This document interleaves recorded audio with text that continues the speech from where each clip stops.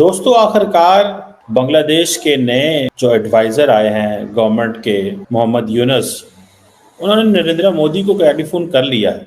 इस कॉल का मकसद और मतलब ये है कि बांग्लादेश के नई लीडरशिप जो है वो ये मानती है कि इंडिया रीजनल में बड़ा प्लेयर है। जो एक कुत्ते की रेबीज की वैक्सीन नहीं बनाता है, जिससे सारी वैक्सीन हमारे भारत से, ड्रग्स यानी कि मेडिसिन हमारे भारत से जाती है।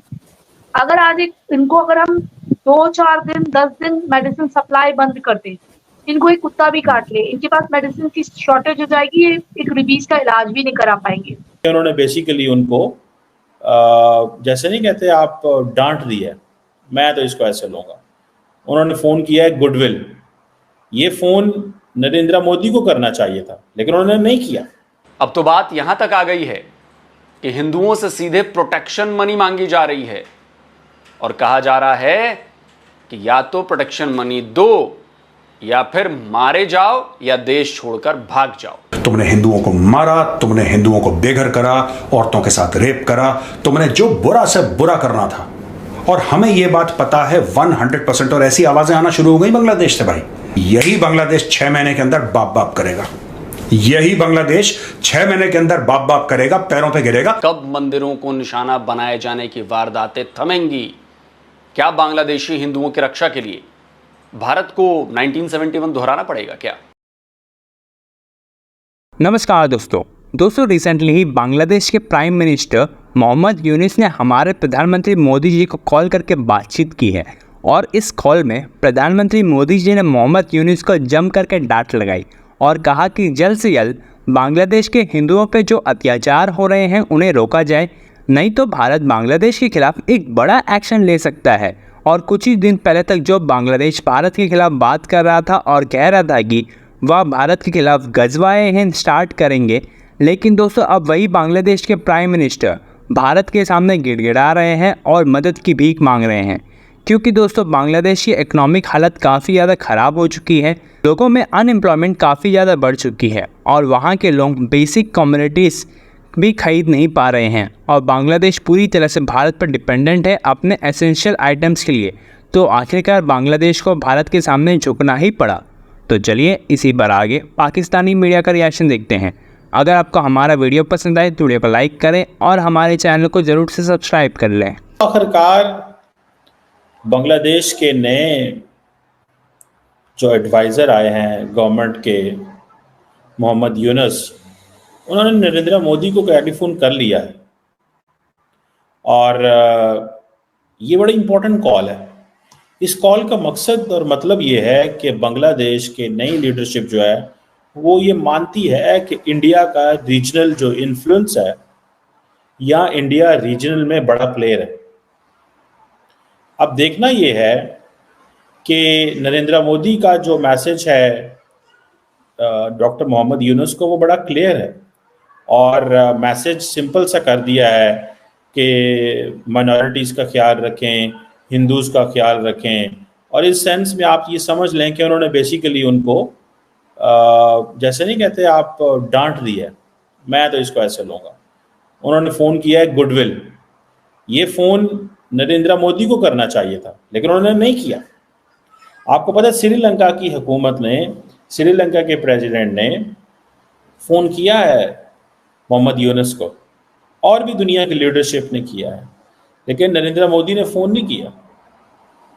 फ़ोन किया है और उन्होंने यही कहा है कि जी हम जो केयर टेकर गवर्नमेंट है उसे इंडिया की कंप्लीट सपोर्ट देते हैं और हम ये समझते हैं कि बांग्लादेश अपने अवाम के लिए, लोगों के लिए सही फैसले करेगा, जो मोटे मोटे लफ्ज़ होते हैं। लेकिन इंडिया ने कॉन्टीन्यूसली एक लफ्ज़ जिसको अपनी डिक्शनरी में डाल लिया है, वो ये है कि दुनिया में जहाँ पे भी हिंदूज़ मौजूद हैं, इंडिया उनके बारे में बात करेगा।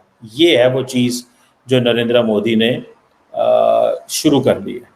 और ये आप देख लें, बांग्लादेश हो, अफ़गानिस्तान हो, और भी कोई मुल्क जहाँ पे दुनिया में होते हैं, अमेरिकन्स हों, उसके बाद ऑस्ट्रेलिया हो, बरतानिया हो, इंडिया बड़ा खुल खिला के इसके ऊपर जो है वो बात करता है। अब देखना ये है कि असल में डॉक्टर यूनुस कहना क्या चाहते हैं। क्योंकि एक तरफ ये भी मसला बन गया है कि शेख हसीना वाजद जो है उनके बारे में या उनके ख़िलाफ़ बांग्लादेश के एक इंटरनेशनल ट्रिब्यूनल है उसमें क्राइम्स अगेंस्ट ह्यूमैनिटी और जेनोसाइड के जो केसेस हैं वो दाखिल कर दिए गए हैं। और सुनने में आ रहा है कि बांग्लादेश जो है वो एक्स्ट्राडिशन की बात कर सकता है। ज़ाती तौर पे अगर मैं भारत में होता, अगर मैं भारत की लीडरशिप में होता, मैं भारत का मिनिस्टर फॉर एक्सटर्नल अफेयर होता या भारत का वज़ीर आज़म होता, तो मैं कभी भी शेख हसीना वाजद को वापस ना भेजता। उसकी वजह यह है कि आपकी सारी की सारी क्रेडिबिलिटी जो है वो चली जाती। और शेख हसीना वाजद के कुछ मिनिस्टर्स को तो उन्होंने पकड़ा हुआ है। डॉक्टर जयशंकर जाते हैं मालदीव्स और मालदीव्स को बोलते हैं कि कोई दिक्कत नहीं है, तुम परेशान मत हो, हम तुम्हारे साथ हैं। इन्वेस्टमेंट की बात करते हैं, प्रोजेक्ट्स की बात करते हैं, कुछ प्रोजेक्ट्स के फीते भी काटते हैं। इनॉग्रेशन की भाई इंडिया ने बना दिया है और हमने आपको लिस्ट भी दी थी, करीब 45-47 प्रोजेक्ट्स थे जो भारत कर रहा है, जिसमें से कि 7-8 हो गए हैं और भी होने हैं। तो ये लगातार फीते कटते रहेंगे। एक मोटी इन्वेस्टमेंट भारत मालदीव्स में कर रहा है, हमारे पड़ोसी हैं, जाहिर सी बात है। अब दोस्तों बात यह है कि बांग्लादेश में भी यही प्रॉब्लम हो गई, श्रीलंका में भी यही प्रॉब्लम हुई थी और नेपाल में भी यही प्रॉब्लम हुई थी। प्रॉब्लम यह है जहां पे भी चाइना जाता है, चाइना ऐसा कर देगा किसी भी देश को जाके कि उस देश के जो ऊपर वाले लोग हैं, और यहां के देश के लोग अच्छे हैं सब, मैं मालदीव्स के लोगों को भी खराब नहीं बोलता, मैं श्रीलंका के लोगों को भी खराब नहीं बोलता, और नेपाली तो हमारे भाई हैं यार, Nepalese are our brothers and sisters. तो नेपाल को खराब बोलना मतलब ही नहीं है, लेकिन उनके पॉलिटिशियंस हैं 2-3 जिनका थोड़ा सा दिमाग खराब हो जाता है। I am talking about their top politicians, I am not talking about the people of Nepal, because like we are the same people, right? So there is no question about talking ill about any country, specially Nepal. हुआ यह है कि बांग्लादेश में anti India sentiment बढ़ाया गया। Anti India sentiment जानबूझ के बढ़ाया गया, और ये एंटी इंडिया सेंटिमेंट आज से नहीं है, ये 1971 में, जबकि भारत बांग्लादेश की आजादी के लिए सबसे आगे भारत खड़ा हुआ। हजारों फौजियों ने वीरगति प्राप्त करी, इंडियन फौजियों ने, हजारों ने, और वो टेरिटरी में हम थे, हम लोग कंट्रोल कर रहे थे, हमारी फौजें घुसी पड़ी थी ईस्ट पाकिस्तान में। भारत से किसी ने बात नहीं करी अखंड भारत की, किसको मिला लो, हमने बोला तुम्हारा देश है, तुम लो, and we came out gracefully. जो भी हमें हफ्ते महीने लगे वहां से निकलने में, क्योंकि इतनी जाहिर सी बात है, इतनी फौज फैली हुई है, you have to come back, right? We came back. हमने कभी किसी से कोई बात नहीं करी, हमने बोला लो यार तुम्हारा देश है, तुम संभालो। आज की तारीख में इतना कुछ